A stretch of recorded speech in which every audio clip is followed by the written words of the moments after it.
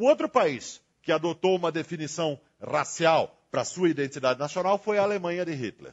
Eu não vou discutir muito isso, porque a gente passaria do tempo, mas é importante dizer que, inspirado no livro do Houston Stewart Chamberlain, As Fundações do Século XIX, um nazista famoso, que acho que muitos aqui ouviram falar, Alfred Rosenberg, escreveu um livro chamado O Mito do Século XX.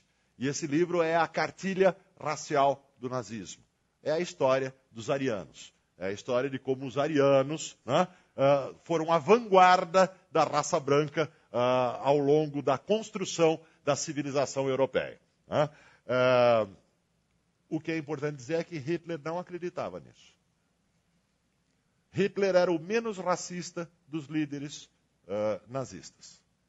Ele via com um certo desprezo aquilo que ele chamava de misticismo racial, de gente como Rosenberg.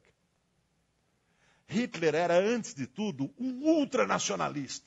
É óbvio que ele acreditava em raças, é óbvio que ele era racista, mas o ponto para ele não era a raça, era o Volk, era o povo. E tem várias declarações do Hitler, eu ponho aqui no meu livro, algumas delas mais importantes, que dizem assim, o Volk não é uma raça.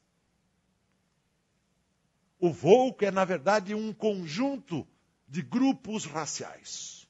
Os arianos são o centro do Volk, mas o Volk envolve outros grupos raciais.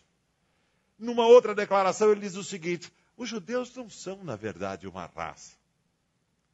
A gente usa o termo raça para os judeus por conveniência. Rosenberg achava que os judeus eram uma raça, a pior de todas elas. Hitler achava que isso era uma extraordinária conveniência política. Servia para as finalidades do nazismo. Servia para identificar um inimigo da Alemanha nazista e coesionar a Alemanha nazista contra esse inimigo. Hitler era extremamente prático quando se tratava dessa questão. Na hora em que as leis de Nuremberg foram definir quem é judeu e quem não é judeu, porque para ter lei racial você precisa definir quem é quem. Muitos nazistas propuseram o seguinte, uma gota de sangue. Que nem nos Estados Unidos. Se tiver uma gota de sangue judaica, então aquela pessoa será um judeu. Qualquer antepassado judeu fará dessa pessoa um judeu. O resultado disso seria criar muitos judeus na Alemanha. Judeu demais. Dividir a nação alemã. Fazer dos soldados alemães, de muitos soldados alemães que lutaram na Primeira Guerra Mundial, judeus.